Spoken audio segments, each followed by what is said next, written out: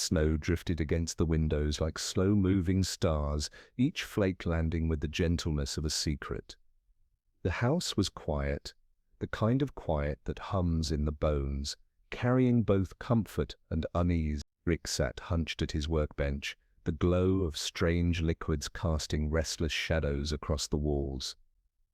His hands moved with the casual brilliance of someone who had long forgotten the weight of consequence, mixing drops and powders as though the universe itself were no more than a recipe. Harmless, he muttered, though his voice carried no reassurance, only the slurred certainty of a man both too clever and too tired. Morty hovered nearby, restless in his skin, his breath clouding the glass as he leaned close. He told himself it was curiosity, but in truth it was something softer, an ache in his chest, a hope he couldn't name aloud. His thoughts tangled around her smile, the way it caught him off guard, the way it seemed to leave an imprint he carried long after. He didn't say it, he never could. Instead, he watched Rick swirl colors together, each new shimmer a possibility, each spark a promise. The snow outside thickened, turning the world beyond the window into a blur of silver and white, and Morty's heart beat faster, louder than the storm itself. He wondered if this was what fate looked like. Not grand, not terrifying, but quiet, fragile, wrapped in the hands of someone who didn't even care. Rick hiccuped, laughed at nothing, and shook the vial as though it were just another toy. Morty leaned forward, caught between fear and yearning, sensing that whatever would come of this night, it would carry him somewhere he could never return from. Morty shifted from one foot to the other, trying to look casual, though his heart betrayed him with every restless beat. He wanted to believe that what Rick held could be a bridge.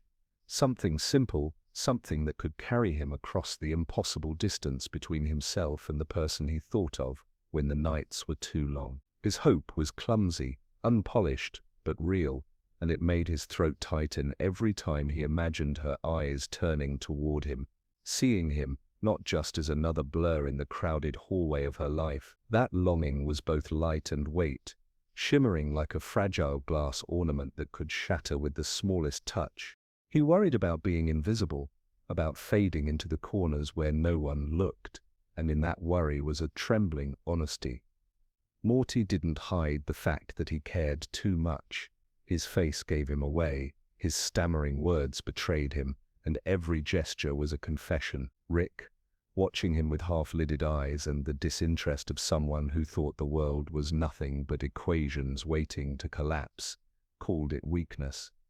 He smirked, shook his head, and reminded Morty that feelings were liabilities, that hope was a leash people tied around their own throats. Yet, even as the words landed like stones, Morty didn't let them bury him. His hope remained, flickering stubbornly, carrying a quiet strength Rick would never admit to seeing. There was power in Morty's softness, though no one spoke of it. It was a kind of endurance, the ability to hold on even when everything seemed fragile, to believe in kindness when the world laughed at the very idea. Outside, the snow pressed harder against the glass, muffling the world in white silence, as though even nature itself leaned in to listen to this small, trembling hope. Rick poured another drink, muttering about science and inevitability, but Morty's thoughts drifted towards something more human, something worth risking embarrassment. He didn't know if love could bloom from such uncertainty, but he held the possibility close, fragile though it was, because it was his, and for now it was enough. The potion seemed harmless at first, a shimmer in a vial that caught the light like a drop of melted dawn. Rick handed it over with the same casualness he reserved for everything, like a man tossing away spare change he no longer valued. Morty held it carefully though, as if it were more than liquid, as if it were a vessel for his hope trembling in glass. The first drops touched the world quietly, unnoticed by most, as though love itself had been distilled into a secret whisper. And yet, even in that small moment, something deeper stirred, a ripple too wide for Morty to see. It began with glances. The air seemed to lean toward him, people shifting just a little closer, their eyes carrying warmth that was not their own. It was subtle, almost sweet, like the first notes of a lullaby sung under breath. Morty, flushed with a shy kind of joy, believed for a fleeting second that the world had finally turned its face toward him. But in the corner, Rick sighed, his sharp eyes already catching the cracks in the pattern. The way love bent too easily into obsession when forced. He muttered under his breath about consequences, about equations that refused to stay balanced when tampered with. Morty barely heard him. He was still lost in the idea of being seen, of not being forgotten. Yet the potion did not stop. Its bloom spread faster than anyone could contain, winding through hearts like ivy through stone. What began as kindness warped into hunger, and smiles grew strained with desperation. The warmth Morty had longed for turned heavy, suffocating, like too many voices singing the same note until the harmony broke. He felt it then, the wrongness beneath the sweetness, the danger hidden in a gift too powerful for the fragile hearts of those who carried it. Outside, the snow kept falling, quiet as ever, a contrast to the storm beginning to rise within. Love had been coaxed out of silence, but not in the gentle way Morty dreamed. It had been twisted, stretched, pulled into something neither he nor Rick could easily stop. Rick leaned back, muttering that the world was always eager to fall apart if given the slightest nudge. Morty, for the first time, began to understand what it meant to want something so badly it became dangerous. And with that realization, the first cracks their world appeared, hairline fractures in the fragile glass of what they thought was safe. At first, Morty thought it was a trick of the light, the way eyes lingered on him longer than usual, soft and warm, like a glow held too close to the skin. But soon the warmth sharpened, and the weight of every glance pressed on him as though the world had grown too aware of his presence. Walking through the hallway at school, he could feel it, the way heads turned, voices softened, and footsteps faltered just to stay in rhythm with his own. What he had once longed for now arrived with such intensity that it unsettled him. Their eyes no longer held kindness alone. They shimmered with something sharper, like glass edges glinting in sunlight. Morty felt himself drowning beneath it, the sweetness turning too rich, too strong, like a song sung not with care but with force, overwhelming the silence that had once comforted him. He wanted to disappear into the background again, to be invisible just for a moment, but invisibility had slipped from his grasp. Each smile bent toward him with a hunger he could not answer, and every hand that reached out left him flinching inside. Rick watched from the sidelines, his mouth curling in that way it did when he wasn't amused but expected the world to crumble anyway. "Told you, Morty, people don't know what to do with desire. It grows teeth," his words buzzed in Morty's ears, a harsh counterpoint to the chorus of affection pressing in from all sides. The potion had shifted something fundamental, and the faces Morty once knew now seemed unfamiliar, masks of devotion worn too tightly. Even the quiet moments offered no escape. At night, Morty felt the potion's reach in dreams, where familiar voices called his name with a devotion that trembled on the edge of madness. The line between affection and obsession blurred, and in that blur he saw the danger of being wanted too much, too completely.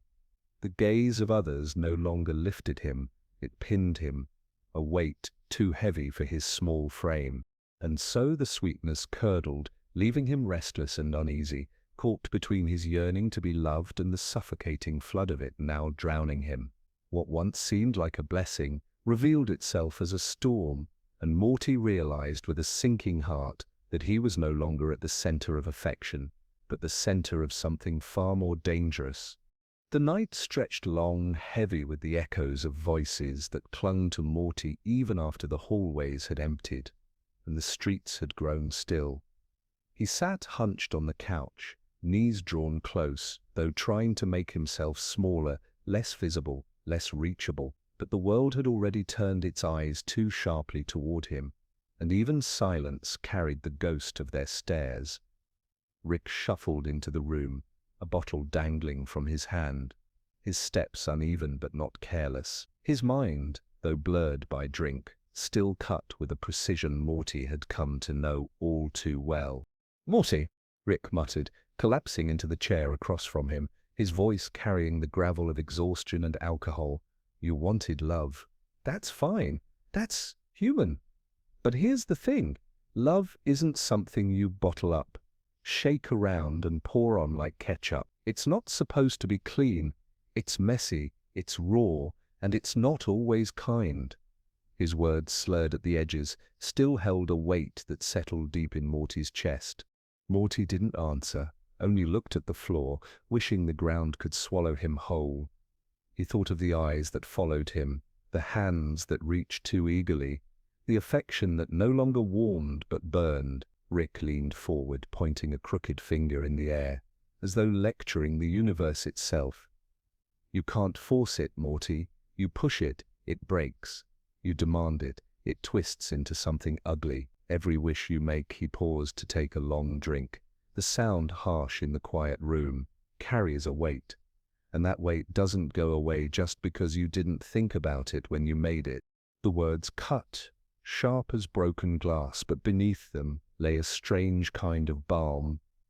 Morty felt the sting of truth in them, the acknowledgement of his mistake, and yet also the odd comfort that Rick had seen this coming, had expected it, had somehow already made peace with it. Rick wasn't scolding him so much as reminding him of something ancient, something carved into the fabric of being human. "Morty," whispered, his voice nearly swallowed by the dark, "I just wanted to be seen." Rick's eyes softened for a flicker, though he masked it quickly with a scoff. "Everyone wants that, Morty. Doesn't mean you can skip the hard part. Being seen, it's not about making people look at you. It's about finding the one pair of eyes that matter. One person who sees you without the potion, without the noise." The words landed like embers, glowing faintly in Morty's restless heart. He wanted to argue, to say Rick didn't understand, but he knew better. Rick understood more than he ever let on, even when he drowned his wisdom in liquor and sarcasm. There was something in his voice tonight, something shadowed but real, a fragment of truth wrapped in roughness. Rick leaned back, staring at the ceiling as though speaking to no one and everyone at once. "Love, that's forced, Morty, is just another cage. You don't want that. Trust me, you don't." The room grew still after that, the storm of Morty's thoughts quieting into a heavy hush. He didn't know yet how to carry the weight of Rick's words, but he felt them pressing in, reshaping the space inside him, where his wish had once glowed so bright. For the first time since the potion began its unraveling, Morty felt something close to understanding, though it came laced with sorrow. Rick's drunken wisdom had shown him that even the purest longing could curdle if mishandled, and that every desire left a shadow behind. In that shadow, Morty began to see not just the cost of his wish, but the lesson hidden within it. The next morning brought no peace, only a silence stretched thin, as if the air itself knew something was coming apart. Morty woke to find the world shifting around him, not just in the way people looked at it, but in how they moved, how they spoke, how even their laughter carried a feverish edge. At school, the hallways buzzed too loudly with names called out, hands brushing too close, eyes that lingered like shadows in daylight. What had begun as an undercurrent of affection now trembled on the edge of obsession. Strangers' voices blended with friends, the familiar becoming unfamiliar, every tone carrying the same relentless hunger.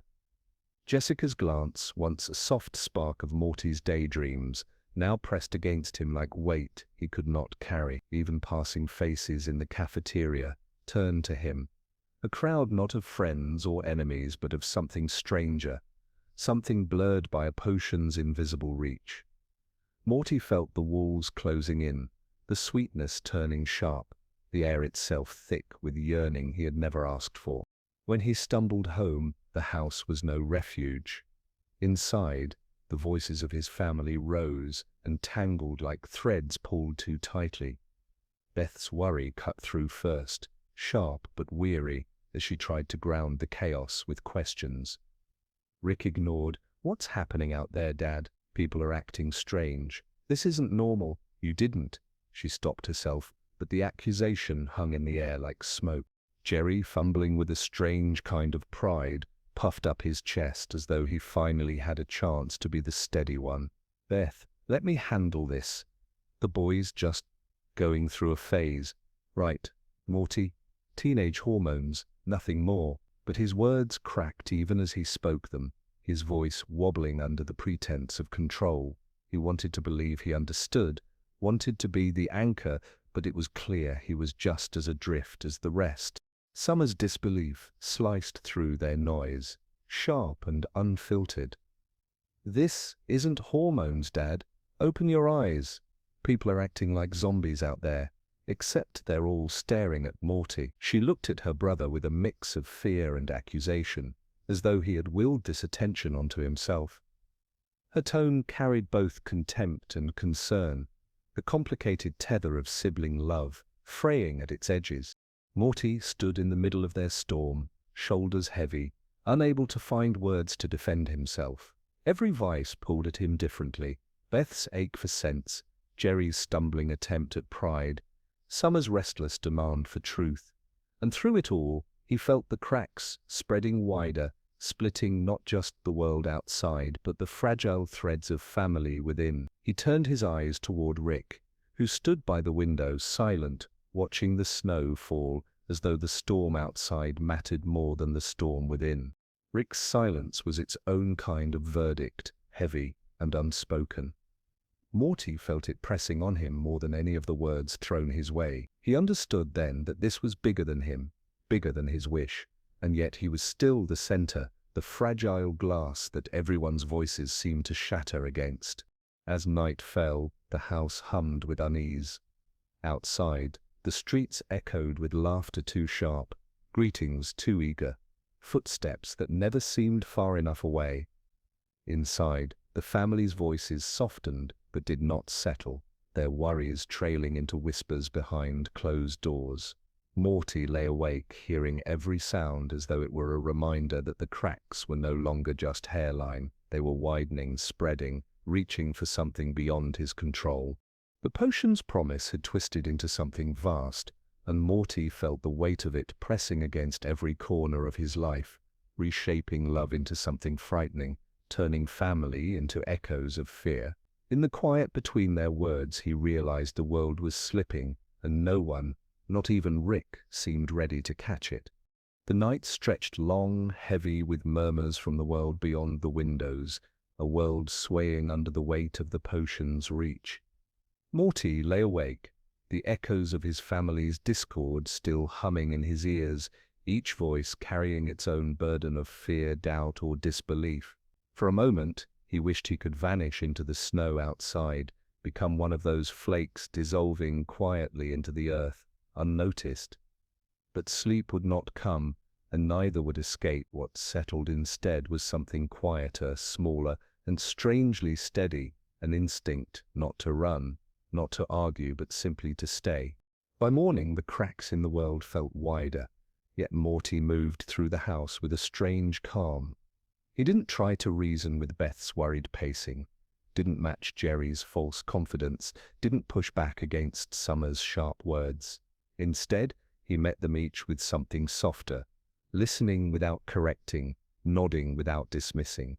His silence wasn't weakness, it was something closer to presence. The way he held his sister's gaze just a moment longer when she hurled her disbelief, or how he rested his hand lightly on his mother's arm when her voice trembled too much. These gestures spoke louder than words ever could. Rick noticed, for all his dismissive shrugs and half-muttered philosophy, he caught the way Morty anchored the room. He didn't say it, of course. His flask tipped, his mutters slurred, but beneath the sarcasm, his eyes flickered with something like recognition. He had taught Morty many lessons about science, about chaos, about the futility of trying to control the universe, but this was not one of them. Morty was teaching himself, and maybe teaching Rick too, though neither would admit it aloud. At school, the storm of attention pressed harder. Waves of affection curdled into obsession. Voices called his name with desperation instead of warmth. Hands reached toward him as if he were salvation, rather than simply a boy with too many secrets. Morty's chest tightened, but instead of pushing back or shouting, he breathed slowly, answered softly, his words barely above a whisper. "It's okay, he repeated, though he knew it wasn't. Somehow the gentle tone eased the frenzy, like smoothing a wrinkle without fixing the fabric itself. The more the world leaned on him, the more Morty learned the quiet strength of not breaking. He didn't fight the potion's tide with Rick's wild inventions or his family's frantic demands. He fought it by standing steady, by offering calm in moments where panic should have been the natural answer. Each small act, letting Summer's frustration pour out without resistance, holding Jerry's shaky pride without tearing it down, meeting Beth's endless questions with a soft shake of the head became its own kind of shield. It wasn't heroism, not the kind Rick might sneer at or the world would sing about. It was gentler than that, softer, almost invisible. But in the middle of chaos, it mattered. His courage wasn't loud, wasn't brilliant. It was the fragile kind that held things together for one more moment, then another, and then another. That night, when the house finally fell quiet, Morty sat by the window. The snow still fell, though thinner now, each flake dissolving on the glass as quickly as it appeared. His reflection looked back at him, pale and tired, but steady. The voices outside still pulsed, muffled but insistent. Yet inside, for the first time in days, the silence was almost gentle. He leaned his forehead against the cool glass and let his breath fog the pain, whispering to no one in particular, "It's gonna be okay." And for a fleeting moment it felt true. 3 days that followed Morty's quiet courage did not bring peace. If anything, the silence inside the house was drowned out by the louder, stranger rhythms outside. The potion's reach had grown too far, spreading like frost through a field, unstoppable and cold. Morty could hear it before he saw it. The way voices carried on the wind, strained and raw, each syllable heavy with desire that was no longer gentle. It was love turned into hunger, affection twisted into desperation. The air itself felt heavy with it, thick, like a fog that clung to skin. Faces blurred in the streets, familiar features contorting into something more feverish, eyes wide and unblinking, mouths speaking the same names again and again. Morty's name most of all. He pressed closer to Rick, not with panic, but with a quiet recognition that he couldn't hold this world steady alone. His hand found Rick's sleeve, fingers curling just enough to feel the roughness of the fabric, grounding himself in the small tether that remained. Rick said little, though his mutters carried weight. Each sarcastic quip was a mask, each slurred explanation a curtain pulled over worry that Morty could sense without words. The old man's science was unraveling alongside reality, formulas slipping from precision into something messy and unpredictable. Yet Morty didn't let go. He stayed near, leaning into Rick's shoulder when the ground seemed to tilt, when the crowd's voices rose like a wave. It wasn't brilliance or invention that steadied him. It was simply presence, the choice not to step away when everything else fractured. The world outside their door no longer felt like the one they knew. School corridors were echo chambers of devotion that bordered on madness. Streets filled with neighbors whose eyes no longer recognized themselves, whose laughter bent too sharp, whose kindness broke at the edges. The city pulsed with chaos, and through it all, Morty felt the trembling in his own chest mirror the trembling of the world. Yet each time his breath threatened to quicken, he pressed closer to Rick, the sleeve beneath his hand, reminding him that some thread still remained, thin though it was. Inside, the family fractured further. Summer's disbelief sharpened into anger. Beth's worry gnawed deeper. Jerry's pride collapsed into pleading. Their voices tangled in rooms too small to hold them, clashing and cracking as though the walls themselves might split under the sound. But Morty listened, nodded, held, absorbed, until even their chaos softened when they spoke to him, as if his steadiness gave them something fragile to lean on. And still, outside the windows, the potion's reach roared louder. Faces twisted, not just with longing, but with pain.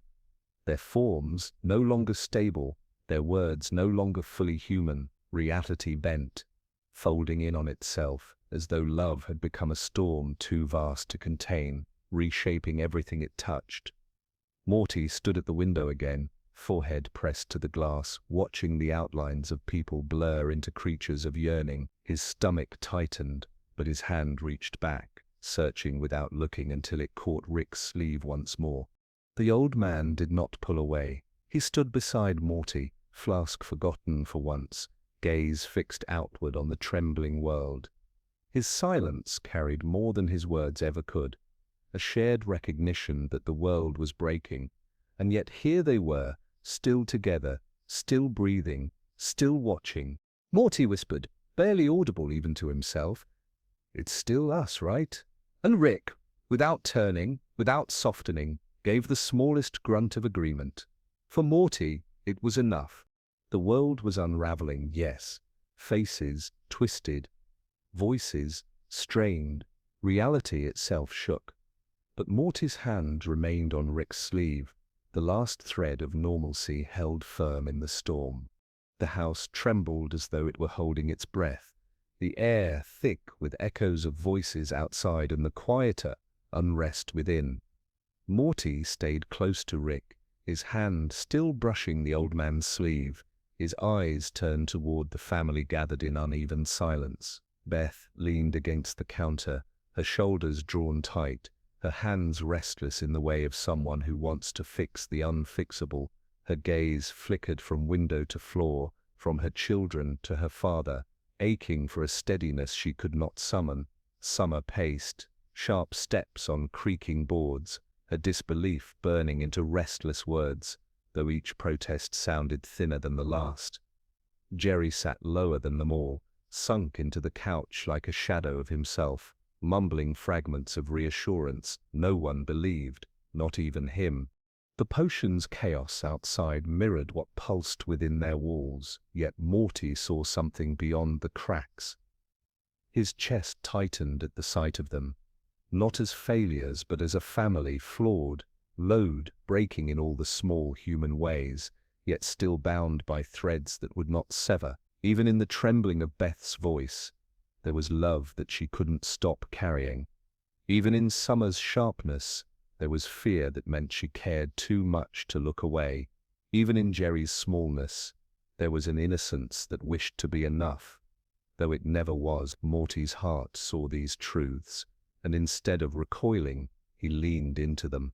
Rick muttered something under his breath about weakness, his voice flat with a mix of sarcasm and sorrow. But Morty did not take it as dismissal. He understood it now, understood that even Rick's cruelty was often a mask for something harder to name. The old man's flask hung heavy at his side, untouched for once, as though he too felt the weight of the room pressing closer. For a flicker of a moment, Morty thought he saw it in Rick's eyes, the same recognition that this family, broken and loud, was still stitched together by something more durable than pride or perfection.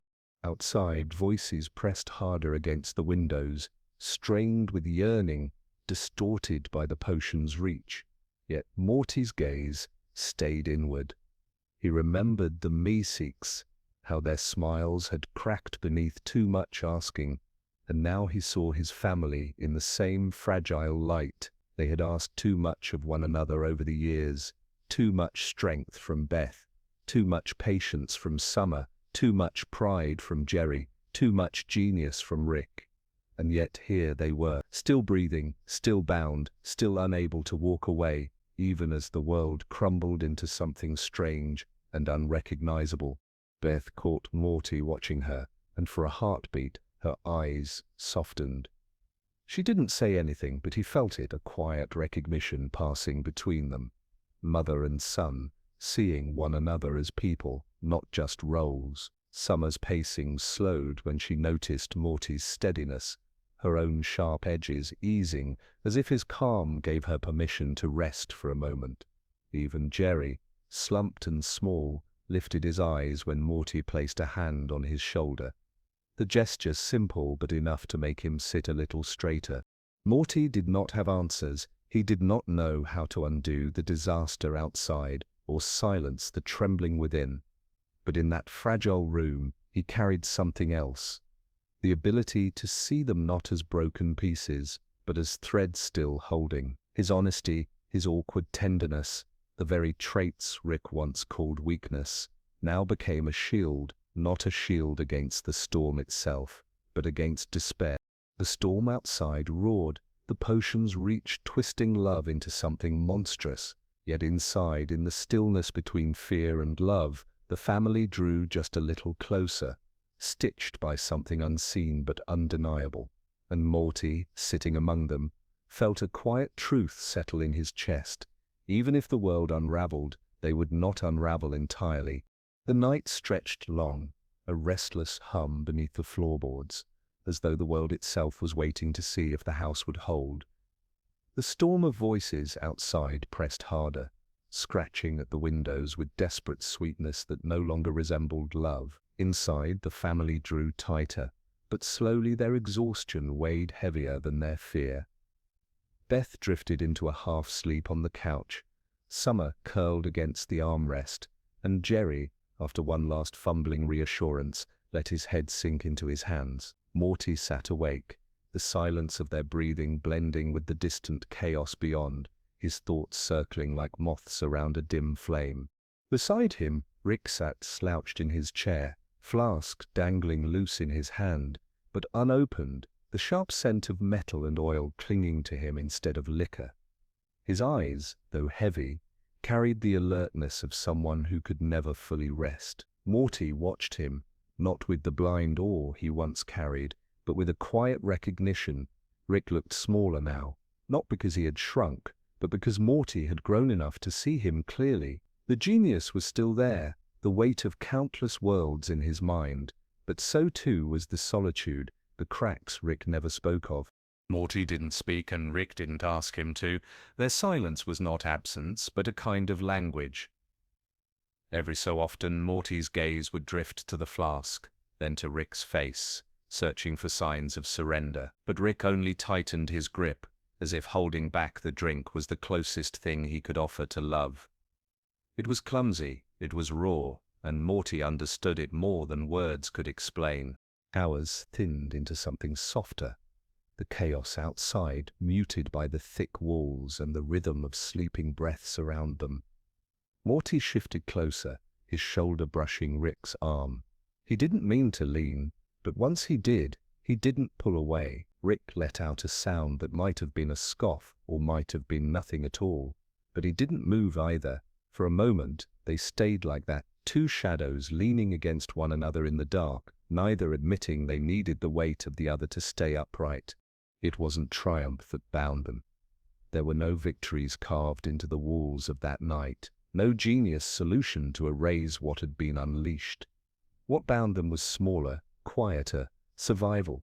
The fact that they had endured another hour, another breath, another tremor without breaking apart. Rick's silence was not emptiness, Morty realized, but a lantern in its own way, dim, flickering, imperfect, yet still light enough to hold back the dark.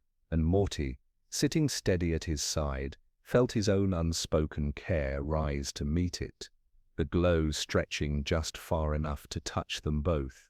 Morning never truly came. The sky was pale, bruised with colors that did not belong, as if the heavens themselves had forgotten how to rise. The town stretched silent, a stillness that carried no peace, only the aftermath of too much yearning twisted out of shape. Rick stood in the doorway, his coat hanging loose on his shoulders, a shadow against the fragile light. Morty lingered beside him, hands stuffed into his pockets, afraid that if he pulled them free, the air might take him with it. Behind them, the house they once called home felt more like a shed of ghosts than a shelter. Its walls had absorbed too many cries, too many nights that had ended without rest. Rick didn't say it was time to go. He never did. His movements carried the inevitability of someone who had already decided, leaving Morty only the choice of whether to follow. And Morty did, though each step felt like pressing into snow that refused to melt.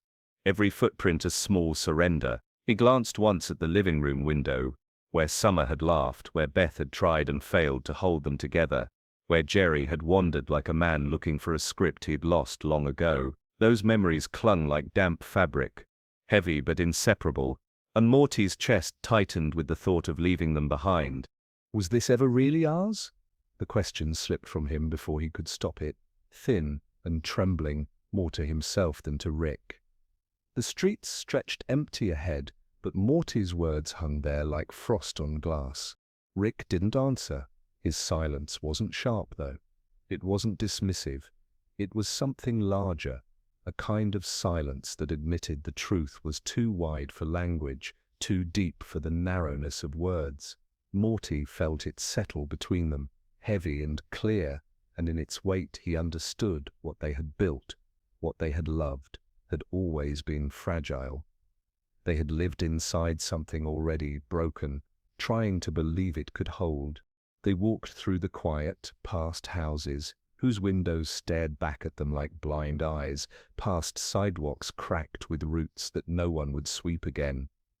The world they left behind seemed less like a place and more like an echo, familiar, yet unreachable, fading even as they looked. Morty slowed once, turned to see the street he had biked down as a child, the lamppost where he'd waited for friends who never came, the corner store that smelled like dust and gum wrappers. All of it remained, yet none of it was theirs anymore. He raised a hand in a small, uncertain wave, as though saying goodbye to a version of himself that could never return. Rick noticed but didn't comment.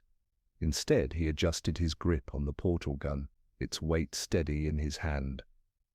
The gesture was simple, but Morty felt the meaning in it. Not reassurance, promise, but continuity. They would step forward because there was no other choice. The past was gone, the present unraveling, but together they still carried the thread of movement, the quiet defiance of walking on. The air shifted as Rick flicked the device awake, a soft hum rising like breath caught between worlds.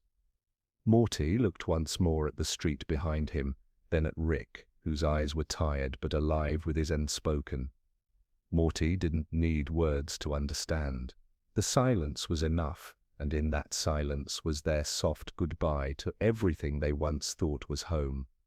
They stepped through, leaving behind a world that had already left them first.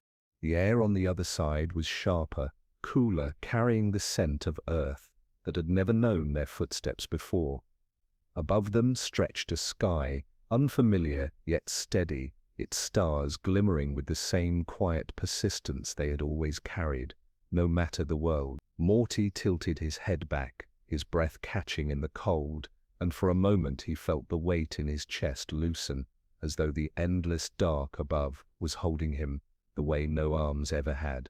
Rick stood close, the portal's fading shimmer washing over his face, and without looking at Morty he began to hum a tune, half forgotten, uneven yet warmer than silence. Morty listened, not recognizing the melody, but something in it carried the ache of lullabies he had never been sung. It was clumsy, almost mocking, but beneath it, Morty heard tenderness, the kind Rick never gave with words. The boy lowered himself onto the grass, damp with night, and felt the planet's pulse beneath his palm. It was not home, but it was ground. It was not theirs, but it would hold them for now. Rick dropped down beside him, bottle clinking as it touched the dirt. He didn't speak of what they left behind, didn't apologize or explain, just sat there in his own orbit of weariness and thought. Morty felt the urge to ask about the people who weren't coming back, about whether this new sky meant safety or only another pause before the storm, but the words curled inside him and stayed unspoken. Questions had lost their sharpness, answers had lost their shape. Instead, Morty breathed deeply, letting the night fill his lungs. The stillness stretched, and in it he felt something soft return, an echo of calm, fragile and fleeting, but real. He turned his eyes again to the stars, their cold fire scattered in patterns too vast to trace, and wondered if somewhere, in another world, another boy lay staring up the same way, trying to believe the universe still had space for hope. Rick's humming drifted to silence, and for a long while they simply sat together. No victories, no endings, just survival, pressed against the skin of a world that did not yet reject them. Morty's eyes grew heavy, the kind of tiredness that pulled from the bone outward, and he let himself lean ever so slightly toward Rick. Not enough to be noticed, only enough to feel the nearness. The stars above didn't answer, but they didn't turn away either. And for that night, beneath their indifferent glow, the broken pieces of boy and grandfather rested. It was not home, but it was enough. The night deepened, folding over them like a blanket no one had asked for, but everyone needed. The stars kept watch, patient and silent, while the two figures on the grass breathed in unison. There was no more potion, no more running, only the faint ache of what had been left behind, and the quiet miracle of still being here. The world they had fled was gone to them, sealed like a door that would never open again. Yet fragments clung inside, the faces they once knew, the voices now dissolved into memory. Morty felt them hovering, not like ghosts, but like fingerprints on his thoughts, too faint to erase, too deep to deny. The heart carries what it can, even when it breaks. Rick had said nothing, but his silence spoke louder than words. In it lived regret, the sharpness dulled by habit, and beneath that, a brazen, stubborn love. Morty felt it not through confessions or gestures, but through presence, the way Rick stayed, the way he hadn't let go when everything else had collapsed. That was love, even if it never wore the name.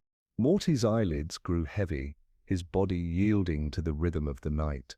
The hum of Rick's half-forgotten tune still lingered in his ears, steady as a heartbeat.